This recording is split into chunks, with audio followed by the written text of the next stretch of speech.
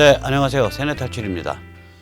지금 일본이 워낙 스마트하게 조치를 취하고 있어서 저는 일본에 박수를 보냅니다. 아베에게 박수를 보냅니다. 한번 내용을 좀 살펴보죠. 우선 다짜고짜 날도 무더운데 이 스쿠버 다이빙 얘기를 좀 하겠습니다. 이 다이버의 경우에 이제 제일 문제가 이 고막에 대한 압력을 어떻게 견뎌내냐라는 문제예요.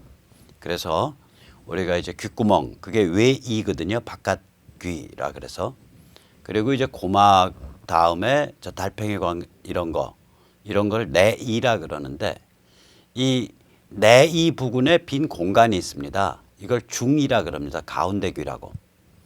다시 말해서 고막은 이 외이와 중이 사이의 압력 평형에 의해서 유지됩니다.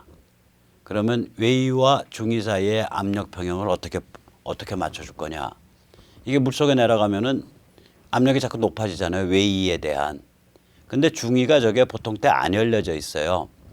그 그림을 보시면은 이제 저기 이렇게 퍼렇게 길이 내려가죠. 저 퍼렇게 길이 내려간 거, 거기를 이제 유스타키오시 관이라고 부릅니다. 유스타키오시 관이라고 부르는데, 이 유스타키오시 관이 안 열려져 있어가지고 보통 그 하루에도 몇 번은 열려요. 우리가 이제 밥을 먹는다든지 이렇게 하품을 한다든지 하면 한 번씩 열려서 이 고막 안팎에 압력을 맞춰줍니다. 그런데 그게 하루에 가끔씩 열리는 거기 때문에 물속으로 막 내려가게 되면 이제 큰일 나는 거죠. 폐가 받는 압력이 이제 그 목구멍을 통해서 저 유스타키오 관을 통해서 고막의 안쪽 압력을 맞춰줘야 되는데, 그 전달이 안 되니까 고막 안쪽 압력은 일상 대기압이고 고막 바깥쪽은 물까지 더해진 압력이 되니까 이제 귀가 이제 좀 잘못하면 손상이 아주 심각하게 됩니다. 이 다이버가 물속으로 내려가게 되면 30cm만 내려가도 고막이 안쪽으로 밀리기 시작합니다. 고막 바깥쪽 압력이 이제 물 압력이 더해져서 더 높아지기 때문에 1.2m 정도 내려가면 안쪽으로 부풀어 오릅니다. 그러니까 우그러드는 거죠, 안쪽으로. 그다음 1.8m 정도 내려가면 고막이 이제 너무 많이 부풀어 가지고 고막의 모세혈관이 파열되기 시작을 합니다. 보통 1.8m 정도까지는 뭣도 모르고 그냥 대충 다녀요. 근데 2.4m 정도 내려가면 이게 출혈이 상당히 나오게 돼요. 고막 안쪽으로. 그러니까 중위 쪽으로.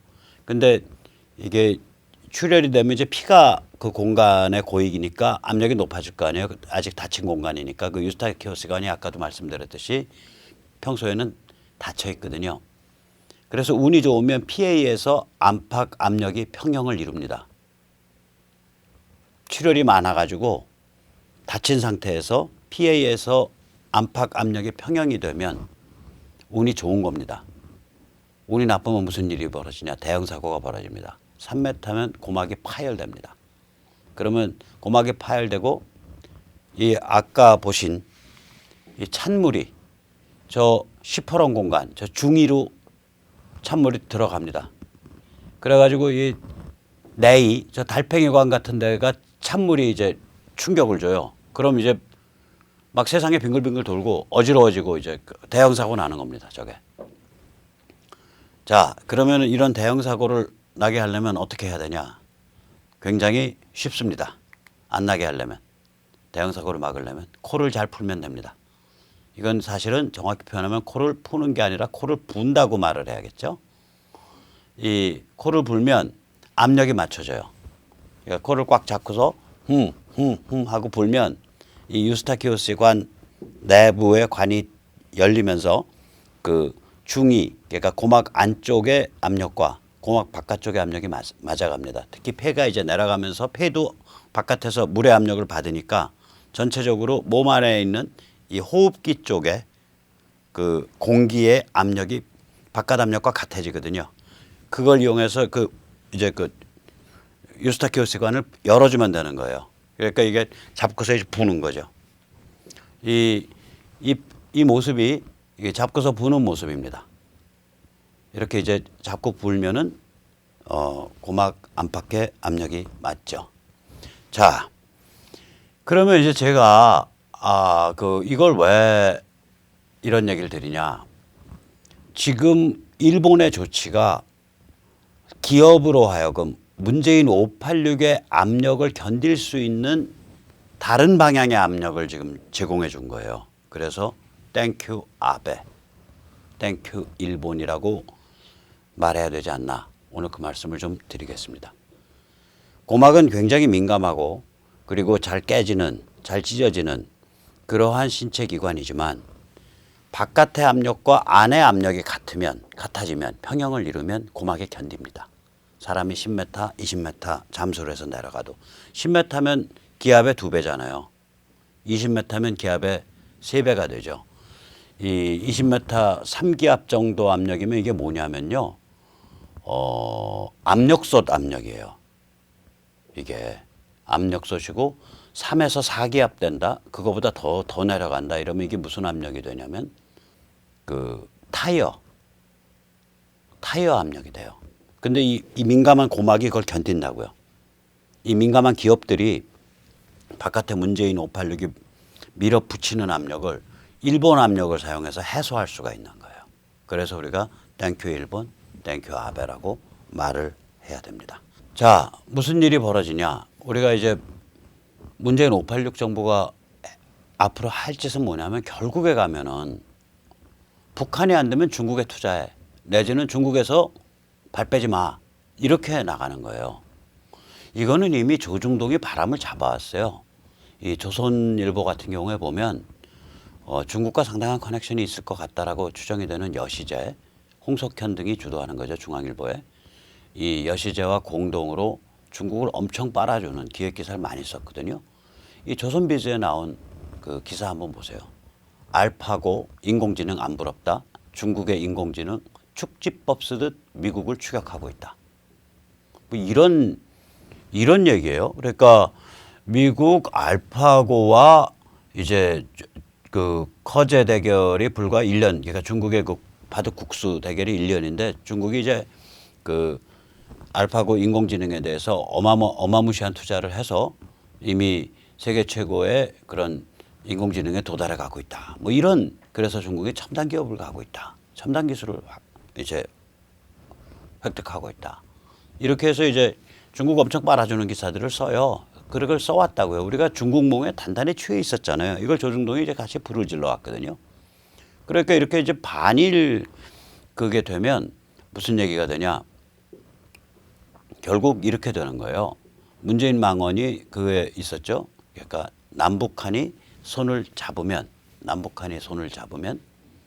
그 일본을 제낄 수 있다. 근데 이게 사실은 무슨 뜻이 되는 거냐면 저희 생각에는 뭐 문재인이 그런 의도를 갖고 말했는지 안 말했는지는 모르겠습니다. 그건 각자 판단하시는데 저는 그걸 들으면서 남북한과 중국이 손을 잡으면 일본을 제낄 수 있다.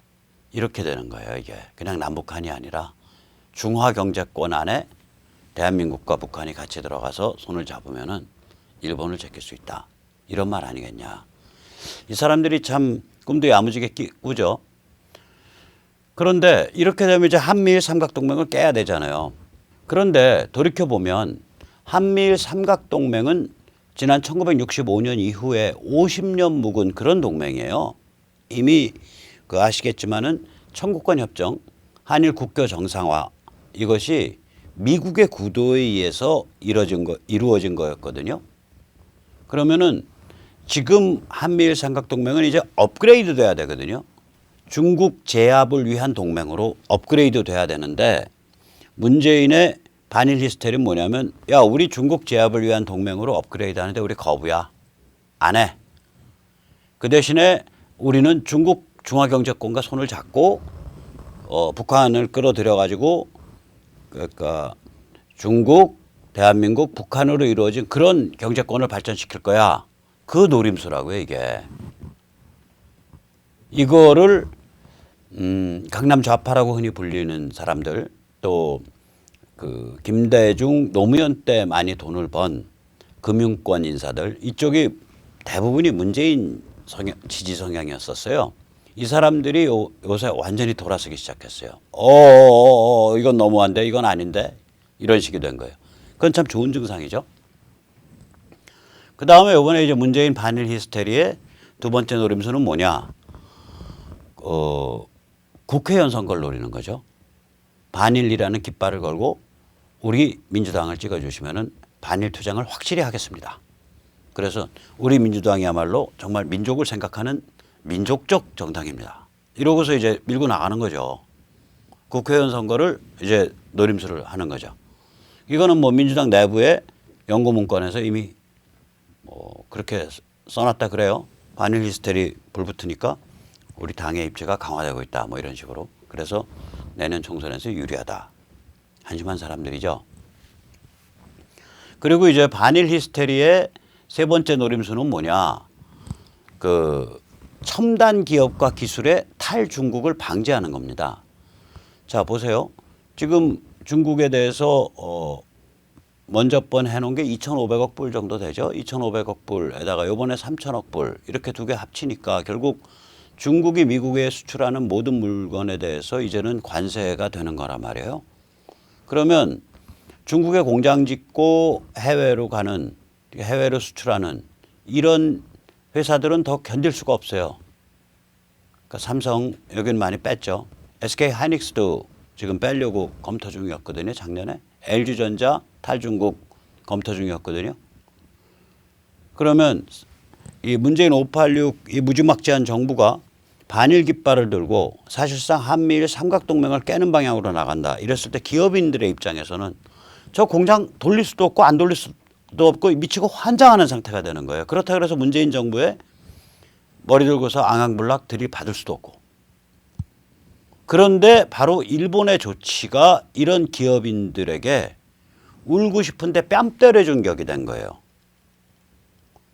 지금 문재인 정부한테 뭐라고 이렇게 삐대야 될 텐데 삐댈 길이 명분이나 이 기재가 없었던 상황이거든요. 근데 일본이 딱 저런 조치를 딱 취하니까 저 무서운 일본 봐. 우리 큰일 났어. 우리 그냥 정상적 기업 활동하는 거 정부가 좀 방해하지 마. 우리가 여기 투자한다, 저기 투자한다. 그다음에 여기서 투자 뽑는다. 저기서 이 공장을 중국으로부터 뽑아가지고 베트남으로 간다. 이런 우리 의사결정을 방해하지 마. 이거 잘못 방해했다가는 일본이 우리한테 엄청나게 보복할 거야.